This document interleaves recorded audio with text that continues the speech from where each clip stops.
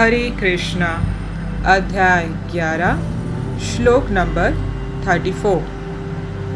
द्रोणं च भीष्मं च जयद्रथं च कर्णं तथान्यान् अपि योद्धवीरान् मया हतं स्त्वं जहिमा व्यतिष्ठ युद्धस्वजतसी रणे सपत्नान्। इसका अर्थ द्रोण, भीष्म, जयद्रथ, कर्ण तथा अन्य महान योद्धा पहले ही मेरे द्वारा मारे जा चुके हैं, अतः तुम उनका वध करो और तनिक भी विचलित न हो। तुम केवल युद्ध करो, युद्ध में तुम अपने शत्रुओं को परास्त करोगे। इसका तात्पर्य प्रत्येक योजना भगवान द्वारा बनती है, किंतु वे अपने भक्तों पर कितने कृपालु रहते हैं कि जो भक्त उनकी इच्छानुसार उनकी योजना का पालन करते हैं उन्हें ही वे उसका श्रेय देते हैं। अतः जीवन को इस प्रकार गतिशील होना चाहिए कि प्रत्येक व्यक्ति कृष्ण भावनामृत में कर्म करे और गुरु के माध्यम से भगवान को जाने।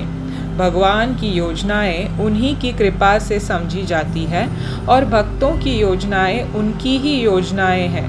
मनुष्य को चाहिए कि ऐसी योजनाओं का अनुसरण करे और जीवन संघर्ष में विजयी बने। हरे कृष्णा। तो ये था श्रीला प्रभुपाद जी द्वारा दिया हुआ तात्पर्य। दोस्तों, तो अभी एक बहुत सुंदर कथा सुनते हैं। साउथ इंडिया में बहुत पुरातन काल में एक बहुत प्रसिद्ध राजा हुआ करते थे जिनका नाम था राजा कुलशेखर। आपने सुना होगा ज़रूर। ये जो राजा थे भक्तों, ये भगवान के बहुत बड़े भक्त थे, बहुत बड़े भक्त, भावग्राही भक्त थे। तो भावग्राही जनार्दन के प्रिय भक्त राजा कुलशेखर जो थे, ये अपने राज्य को इस तरह से चलाते थे कि उनके सब प्रजा भी भक्त थे और अपने राजा से बिल्कुल खुश थे। क्योंकि राजा जब न्यायपूर्वक शासन करता है, भक्तिपूर्वक शासन करता है, तो उसके राज्य में कोई तकलीफ नहीं आती है, कोई व्याधि नहीं आती है, सब प्रजा सुखमय खुशी से रहती है। क्योंकि कोई पाप का कार्य होता ही नहीं है, है ना। सब कार्य धर्म कार्य होता है, भगवान के निगरानी में होता है। तो कृष्ण खुश तो उनके भक्त खुश, भक्त खुश तो कृष्ण खुश। तो उसी तरह एक बार क्या हुआ, राजा कुलशेखर ने अपने राज्य में रामायण की कथा का योजना रखा। अब जब ये रामायण की कथा रखा उन्होंने, तो पूरा राज्य सब कोई राम कथा सुनता था। तो एक ब्राह्मण देव आते थे और रामायण की कथा सुनाते थे। तो अब मंत्री संतरी राजा प्रजा सब बैठ के रामायण सुनते थे। अब मंत्री को, महामंत्री को पता था कि राजा जो है हमारे भाव के स्टेज पे है, बहुत भावी भक्त है, बात बात पर सीन में कूद जाते हैं, है ना। तो क्या हुआ, जैसे ही रामायण की कथा शुरू हो गई, हर एक प्रसंग पे, हर एक कांड पर राजा उस त्रेता काल में चले जाते थे, राम जी के काल में, और उसमें घुस जाते थे। और फिर उनको लगता था कि मैं भी वहाँ हूँ और मैं भी क्या कर रहा हूँ, लीला में भगवान की सहायता कर रहा हूँ। इस तरह से मंत्री परेशान हो जाते थे क्योंकि कहीं महाराज चले ना जाए सब कुछ छोड़ छाड़ के। तो वो ब्राह्मण को बोलते थे ऐसे ऐसे कथाएं मत सुनाओ जिससे महाराज विचलित हो जाए, भावी हो जाए और कहीं निकल जाए तो राज्य का क्या होगा। मगर कथा तो कथा है, अभी उसमें छुपाना क्या है, भगवान की लीला है, ये तो ज्योति के जैसा है, प्रज्वलित तो होना ही है और तो दिखना ही है दूसरों को, हर किसी को। तो ऐसे करते करते ऐसा प्रसंग आया जहाँ पे सीता हरण हुआ और फिर लंका जाके युद्ध करना हुआ। अब इस कांड में श्री राम जी वानर सेना लेकर कहाँ गए, लंका गए। लंका जाते वक्त समुद्र पार करके पुल बांधकर समुद्र पार करके जा रहे थे लड़ने के लिए, तो राजा एकदम ताव में आ गए, भाव में आ गए। बोले मेरे श्री राम जी युद्ध करने जा रहे हैं, तो हमको सहायता करनी है उनको।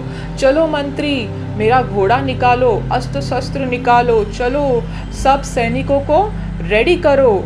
क्यों? लंका पर धावा बोलना है, हमें लड़ना है श्री राम जी के तरफ से। हम भी उनकी मदद करेंगे सीता मैया को वापस लेके आने के लिए। चलो चलो जल्दी चलो। ऐसे करके निकलने लगे तो क्या हुआ, मंत्री जी सर पकड़ने लगे और ब्राह्मण देव को बोले आपको कहाँ था, ऐसे कथा मत सुनाइए। देखिए महाराज अभी निकल जाएंगे तो राज्य का क्या होगा। तो मंत्री ने एक युक्ति की। वो गया आधे रास्ते तक, जैसे ही सेना जा रही थी उसने क्या किया, यू टर्न मार के ऑपोजिट साइड से आ गए और बोले चलो चलो चलो, लड़ाई खत्म हो गई, सीता मैया घर आ गई, श्री राम जी सब घर चले गए, रावण का वध हो गया, जीत गए, हम जीत गए। तो राजा को आके ऐसे बोला मंत्री ने, होशियार मंत्री ने। तो राजा वापस इसमें आ गए, बोले अच्छा जीत गए, राम जी वापस आ गए सीता मैया के साथ अयोध्या, हो गया लड़ाई, रावण मर गया, दुष्ट रावण मर गया, अच्छा ठीक है चलो वापस चलो। तो सब वापस चले गए अभी राज्य में, वापस बैठ के कथा सुनने लगे। कथा सुनते सुनते ऐसे ही अब क्या हुआ, आखिरी वाला प्रसंग आ गया। आखिरी वाला प्रसंग, लास्ट वाला प्रसंग जो कांड है वो क्या है, भगवान का अपने धाम साकेत धाम वापस जाने का वक्त आ गया।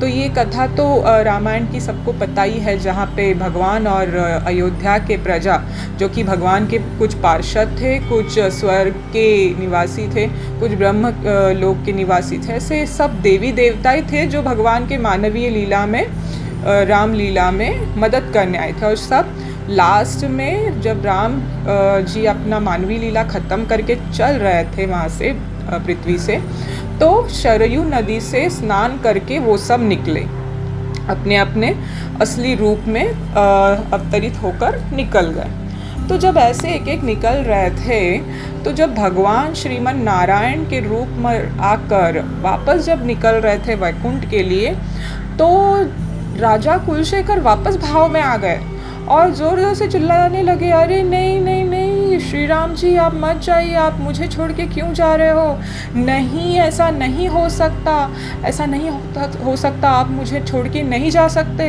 वापस आइए वापस आइए। ऐसे चीख चीख कर, सामने समुद्र था, वो कथा जो हो रही थी वो समुद्र से दूर थी, मगर राजा समुद्र को ही शरयू नदी समझकर क्या किए, गए और छलांग मारे, कूदे सीधा।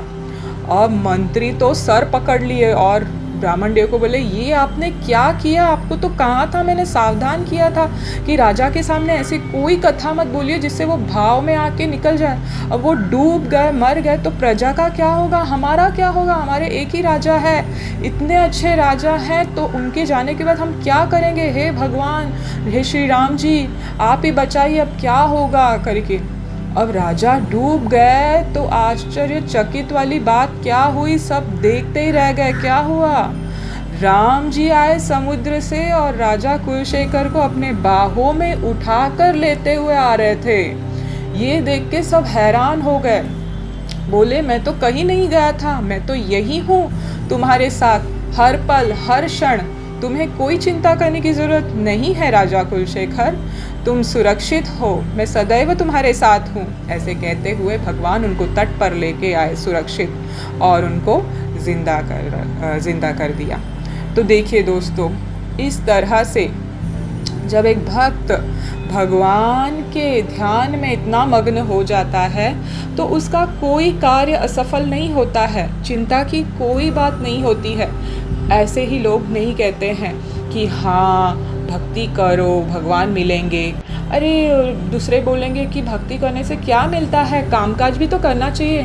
हाँ तो कामकाज कीजिए, मगर जो काम कर रहे हैं उसमें यही सोचिए कि ये हम प्रभु श्री राम के लिए कर रहे हैं, ये काम हम श्री कृष्ण के लिए कर रहे हैं, उनके ही नेतृत्व में कर रहे हैं। तो जो कार्य हम कर रहे हैं उसका जो पाप लगना है, अपराध लगना है या कोई भी उसमें त्रुटि हो, वो सब भगवान संभाल लेते हैं। और जिस तरह से हम भक्ति में बढ़ते जाते हैं, हमारी चित्त की शुद्धि होती है, जो कि सबसे बड़ी इम्पॉर्टेंट है।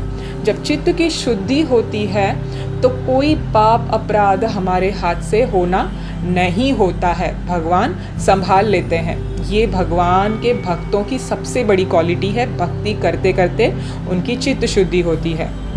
इसी तरह भगवान कृष्ण अर्जुन को यही बताते हैं कि सब कुछ कार्य मैंने कर दिया है। बड़े बड़े योद्धा द्रोण, भीष्म, जयद्रथ, कर्ण जैसे महान योद्धा, ये सब इनको मैंने मार दिया है, तुम्हारा काम कर दिया है। अरे तुमको सिर्फ लड़ना है बस, और विजय पथ जो है उस पर चलना है, बाकी सब क्रेडिट तुमको लेना है। काम तो मैंने किया भैया, तो तुम क्यों इतना कतरा रहे हो लड़ने से।